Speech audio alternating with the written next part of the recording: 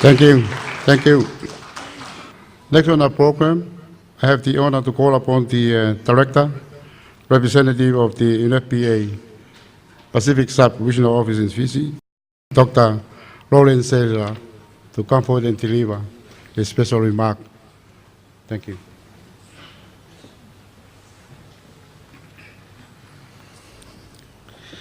Your Royal Highness, Crown Princess Sinaikakala Tukoau, Reverend Lord Tufuatu, Honorable Minister of Health, distinguished members of the Diplomatic Corps, members of the clergy, Honorable Sunia Fili, Chairman of the Population Development Committee, senior officials, members of the non-governmental organization, ladies and gentlemen.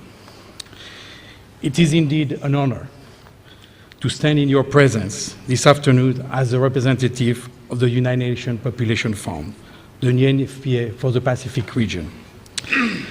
The UNFPA is truly grateful, and we thank you sincerely for your willingness to host the Pacific launch of our flagship report, The State of World Population. Every year, the United Nations Population Fund releases this report with a particular focus area. The 2014 report is entitled The Power of 1.8 Billion Adolescent Youth on the Transformation of the Future. In the Pacific, the United Nations Population Fund works with 14 United Nations member states in the areas of maternal health, population and development, aging, sexual and reproductive health and rights, gender equality and reproductive rights, data for development, and of course, youth. Our regional support is varied and cut across sectors. May I, at this juncture, commend the work and the commitment we have received from the Kingdom of Tonga. The revamping of the parliamentarian committee that looks specifically at population development is one of an example of your commitment, like this, hosting this launching today as well.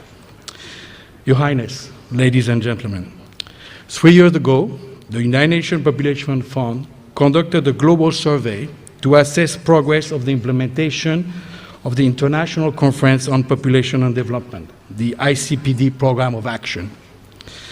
This 20-year program of action was endorsed by 179 countries in 1994 and has guided our work since that time for the United Nations Population Fund. From the survey, governments of the Pacific region noted what worked, what didn't work, and suggested priorities moving forward. 2 of their 4 recommendations included securing access to sexual and reproductive health services and capacity building for youth in division in government ministries as well.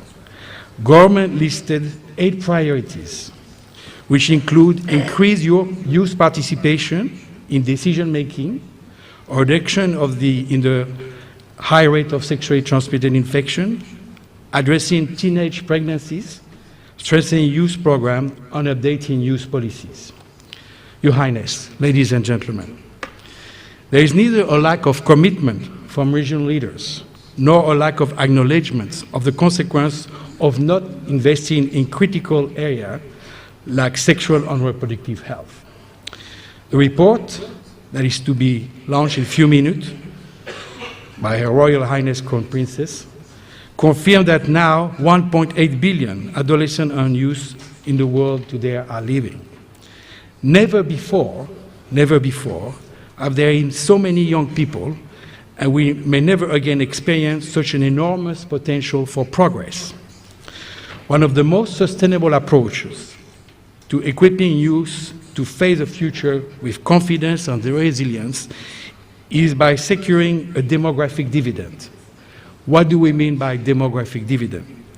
This is a time when, in a country history, when the number of people in the workforce is more than dependents who are usually children or older people. When this occurs, nations have a lot more resources at their disposal for economic development. You will see in the report on page 63 of the report, which is available, of course, on internet, on our website, that the Kingdom of Tonga, we consider the Kingdom of Tonga as this demographic dividend potential. Today's countries with the largest proportion of youth are among the poorest, but they are also in the cost of transition that can yield this dividend. Taking advantage of a dividend depends on public policies, choices, and investments. Most countries, for example, still need to ensure that their commitment to international agreements that protect the rights of young people are reflected in their national law, policies, and regulation. We conducted a global survey in 2013 in 176 United Nations member states and 7 territories. And this survey found that those in early stage of transition are generally doing well in policy critical to the creation of this dividend. The survey affirmed progress on many levels. For example, how young people are being included more in policy agendas. However, we have noticed that achievement lag behind commitments because many policies and strategies lack full funding for implementation. In the Pacific, there is a need to be strategic about an investment in youth today. Your Highness, ladies and gentlemen, the international community has agreed to ground the post-2015 development agenda. You have heard that we are now working very actively on that. In the post-2015 development agenda, respect for human rights, equality and sustainability will be the key. This global development agenda will replace the Millennium Development Goals in 2015 and beyond. However, this principle of human rights, equality, and sustainability cannot be realized without the full participation of young people. When we see a demographic dividend, the demographic dividend brings economic wealth, but it must be used to achieve inclusive growth and offer opportunity and well-being for all. A young person of 10 years old in 2015 will be an adult of 25 in 2030, the target year for achieving the next generation of sustainable development goals. UNFPA believes that the success of the international community, next big push for sustainable development, particularly for us in this region of the world, depends on how well we support and we will support the young people today. In conclusion, I would like to encourage you and encourage all members present and all responsible and decision makers to invest in young people. Thank you very much for your attention. Thank you very much.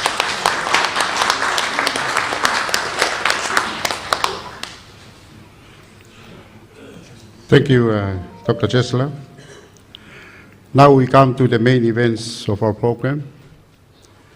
And it is a great honor and privilege for me to call upon Your Highness, Princess Sanai Takara Tuaho, to kindly officially launch the reports on the status of population 2014.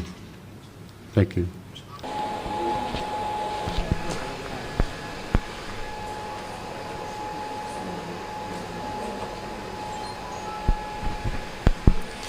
Amana foki ke toa e koloa I hawani I whare whataanga faonelua ka kohono whakeni me 8 minutes tau e potungawe mo ui ai lipo ti koeni whakawaki pia mo e tokolahi o mamani ki he tahine Princesi Kalauni. Thank you.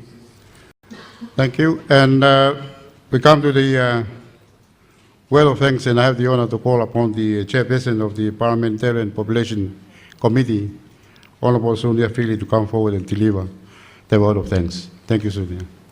Tapu me tahine Princesi, sinai tākala tua. Tapu atu ki he minister moui, pe kokore ke u whamarumaru atu I he whakatapu kakato, nene mea aki, ka ata ke whakahoka te whatongia. Tahine Princesi ku mawhiewhia, he hoan, I ho mea mai o whalangangi ai ripoti mauinga kua tuku mātonga. Kua tala mai mohono whekau, kia whahaa ia e ngahi, tala whakahaha e ngai whatātā koni, ke tau tokanga e kina e tau tau tupu, kia moe palopare makotoa ne whakalau mai. Ko kore mua ke whakaukat mua e ki rea I he rea Whapritania. Your Highness, distinguished guests, ladies and gentlemen, we are coming to the conclusion of today's program. But before I fulfill the vote of thanks, please allow me to share with you and the public and the world the roles of the Legislative Assembly in population development. The Parliament of Tonga always play influential roles in translating political will toward population development into implementation and action through government and non-government organizations. It is enabling legal framework whose area builds comprehensive social development program in Tonga as early as 19th century. Recently, Tonga was influential in national, regional, and international dialogue about population development. Following the regional preparation ICPT meeting for Pacific Island countries back in March 2014, Tongan delegation that I led submit a report to the Parliament with recommendation to establish a committee, namely population development. This recommendation was approved and then the committee was established. It consists of very influential positions in the government, non-government, and legislative itself, such as Minister of Education and Training, Minister of Health, Minister of Internal Affairs, Speaker and Deputy Speaker of the House. Briefly, our roles are to support enactment or amendments of legislation on key population and development issues, utilize the legislature's oversight processes, use parliamentary process to help share national policy and key information on population and development issues. In June, the same committee, in partnership with Asian Forum of Parliamentarians on Population and Development and United Nations Development Programs, conducted a workshop with the government and non-government partners. The primary theme was the role of parliamentarians in population and development legislation. Immediately, the working relationships among partners are even closer and witnessed in many areas, including our integrated approach in fulfilling today's program. I was informed of today's program last week while I was in Ewa. I immediately called a special meeting on Monday to learn more about the roles that we can play. It is no doubt that we have clear roles in entertaining integrated approach and providing appropriate political commitment that would embrace population development activities. From the State of World Population Report 2014, Legislative Assembly recognized the importance to support access to quality health care and education, opportunities for safe paid work, expand access to contraception and employment. Most importantly, our youth and vulnerable population should be well protected. The government is now reviewing its strategic development framework, and it is the best time ever that we should influence our national priority setting to better look after the population group who mostly need our support. As highlighted by the Honorable Minister of Health, we probably need to staircase the development agenda for youth and adolescent population group to a more visible, well-funded position in our national development agenda, budget and resource allocation. I would like to highly acknowledge the continuous technical and financial support granted by the development partners communities, such as the United Nations Population Funds, UNFPA, Economic and Social Commission for Asia and the Pacific, ESCAP, World Bank Groups, World Health Organization, WHO, United Nations Development Program, UNDP, United Nations Children Fund, UNICEF, United Nations Educational, Scientific and Cultural Organization, UNESCO, Food and Agricultural Organization, FAO, Joint United Nations Program on HIV/AIDS, UNH, Secretariat of the Pacific Community, SPC, and the Pacific Forum, to name a few, in stepping up our national development agenda through challenging development journey for Tonga. The Kingdom of Tonga greatly benefits from development agenda and programs of other countries within our Pacific communities, in particular Australia, New Zealand, Japan, China, as well as our fellow Pacific Island communities, and from a distance, such as United States and the United Kingdom. Once again, special recognition goes out to UNFPA for selecting Tonga for this event. Not only that, but for many years that we have benefited and supported through population development agenda. Your Highness, thank you very much. Your participation today reaffirms the continual great leadership of the royal family. I once again thank you all for making this occasion a success. I wish you all a Merry Christmas and a Happy New Year. Malo bito.